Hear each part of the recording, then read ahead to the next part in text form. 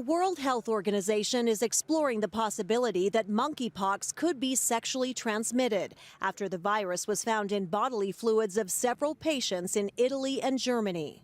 There are some patients among whom have had semen tested for virus and come back positive, so that's something that we're looking at. The agency says the disease, which has infected more than 1,600 people in 35 countries, including the U.S., is transmitted through close contact. Many infections in the U.K. have been among gay and bisexual men. But James McFadzean, who contracted monkeypox, says it's important not to stigmatize certain communities. I think we need to be careful about how we label it. You know, it's not a gay disease, it's a tropical strange disease. The WHO is working with experts to come up with a new name for the virus after more than 30 international scientists complained the monkeypox label is discriminatory. The disease, which was first discovered in Africa in monkeys, causes a rash that can look like chickenpox. It's a virus that originates in wild animals like rodents and occasionally jumps to people. The global outbreak of monkeypox is clearly unusual and concerning.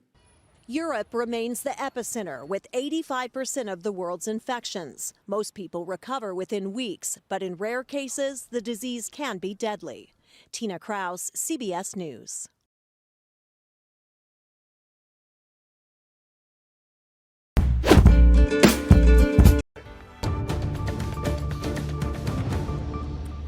On to politics now. We are tracking former President Trump's influence on the latest primary races across the country. Candidates that he supported in key battleground states had mixed results, while Democratic leaders in Nevada will face a series of strong challengers in November. And a special election in South Texas will add one more Republican to Congress, making the Democratic majority even smaller. Ed O'Keefe is tracking all the results from last night. Ed, good morning. Anne-Marie, my friend, good morning to you. Another round of decisive wins for Trump-backed Republicans last night, including many who've said the 2020 election was stolen. So let's start in the swing state of Nevada, where Adam Laxalt will be the GOP nominee for U.S. Senate. He's endorsed by former President Trump and has supported false claims of election fraud. He's poised to take on Democratic Senator Catherine Cortez Masto in the fall, in one of those races that could determine the balance of power in the Senate. Also in Nevada, Jim Marchant is the Republican nominee for Secretary of State. Remember, in Nevada, like many other states, the Secretary of State is elected and manages elections. Marchant has said that he wouldn't have certified the 2020 election results. So if he wins this fall, he's among the Trump-backed deniers of the 2020 election results who would oversee elections in 2024. Then there's South Carolina, where Republican Congresswoman Nancy Mace, who's been critical of the former president, defeated Trump-backed candidate Katie Arrington in the state's 1st congressional district. But fellow Congressman Tom Rice, one of 10 House Republicans who voted to impeach the former president, lost his re-election bid to Trump-backed state lawmaker Russell Fry. And finally, a big sign of worry for Democrats in South Texas. Republican Myra Flores decisively won a special election to replace a Democratic congressman who resigned his seat early. Her win's notable because she'll represent a Latino majority district, and she's the first ever Mexican-born congresswoman to serve in the House. It's also the first blue to red flip of a House district that was won by President Biden in 2020. And it's an early warning sign for Democrats of potential losses to come this November in areas of the country where they once thought, at least, they'd have a chance of holding on. Anne-Marie? Ed, this is all so fascinating. Thank you so much for bringing us up to speed. Take care. I'm especially pleased to be able to announce today that the United States will provide an additional $1 billion security assistance package for Ukraine. It includes guided MLRS munitions, 18 more M777 howitzers, and the tactical vehicles to tow them, and 36,000 rounds of 155 millimeter ammunition. This package also includes $650 million in Ukraine Security Assistance Initiative funds, and that will help Ukraine defend itself with 2 additional Harpoon coastal defense systems and thousands of secure radios, and night vision devices, and thermal sights, and other optics.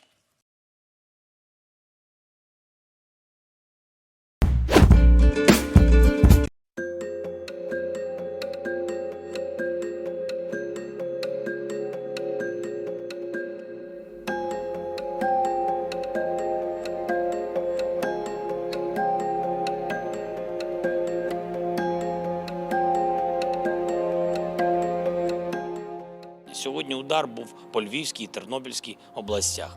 І ми знову і знову повторюємо нашим партнерам, що Україні потрібна сучасна протиракетна зброя. У нашої держави її поки немає на достатньому рівні, але саме у нашій державі і саме зараз найбільше в Європі потреба саме у такій зброї. Затягування з її наданням не може мати виправдань.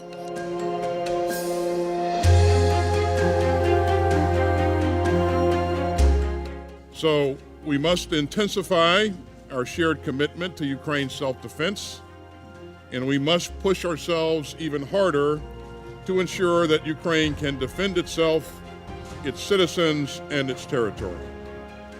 But make no mistake, Russia's unprovoked and indefensible invasion isn't just a danger to Ukraine, it's a menace to European security. And it's an affront to the rules-based international order that protects us all. So we must continue to rise to meet this challenge.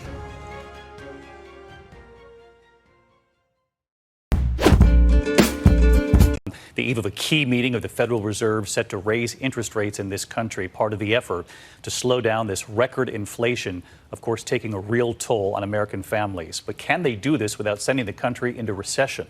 Many economists not convinced tonight. All eyes, of course, on the Federal Reserve now, set to raise those rates to slow the rising prices. And economists say the average family now paying nearly $350 more every month for the same things they were buying last year. ABC's Victor Akendo on families across this country now feeling this. He's from Florida tonight. Tonight, with prices rising at their fastest clip in 40 years, the Federal Reserve expected to raise interest rates by 0.75 of a point to slow inflation, the biggest hike in nearly 3 decades. Everyone can agree that this inflation is very painful and it has to come down. So the only way of doing that is getting those interest rates up and slowing the growth rate in the economy. The move will send the cost of credit cards, car loans to mortgages even higher at a time when Americans are already paying more for just about everything. In Minnesota, is this not enough? Demand soaring at this food bank. Got 3 kids, 2 teenagers and a young one, so anything helps. We barely make it, and I get paid pretty good at my job.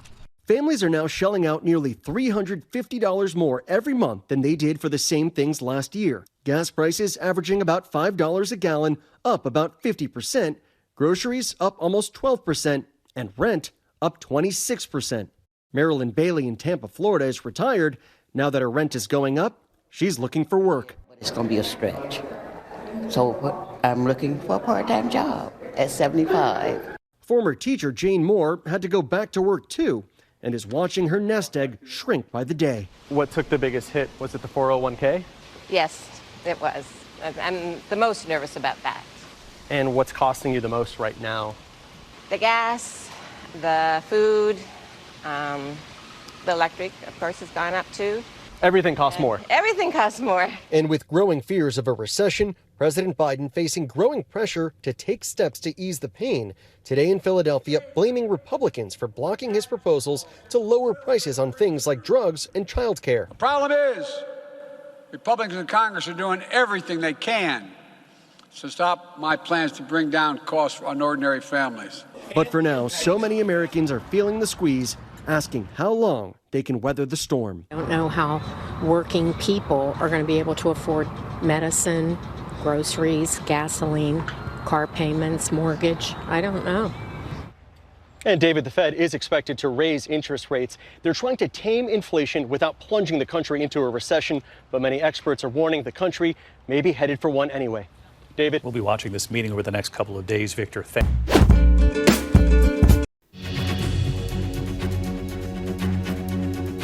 This is CBS News Flash. I'm Matt Piper in New York. 2 Southern California police officers have been shot and killed. The officers from the Elmonte Police Department were investigating a possible stabbing in a motel when they were shot. The suspect also died at the scene. FDA advisors recommend that the agency authorize Moderna's vaccine for children 6 to 17. If the FDA agrees, it would become the second option for those children joining Pfizer's COVID vaccine, which is already available for that age group. And Russia has extended WNBA star Brittany Griner's detention until at least July 2nd. The 31-year-old has been in Russian custody since February when she was arrested at a Moscow airport, accused of smuggling cannabis oil in her luggage. For more news, download the CBS News app on your cell phone or connected TV. I'm Matt Piper, CBS News, New York.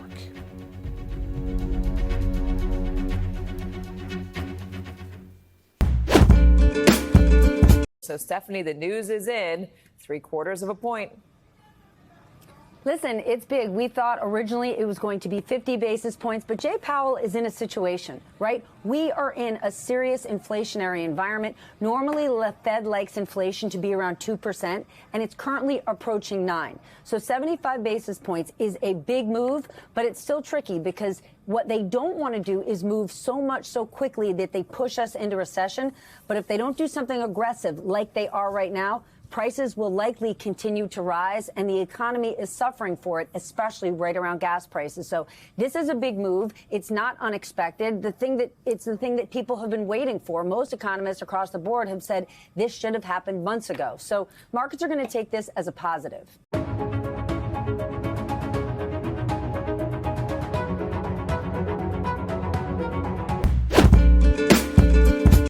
Some more news here. The alleged gunman in the Buffalo supermarket mass shooting is now facing federal hate crime charges.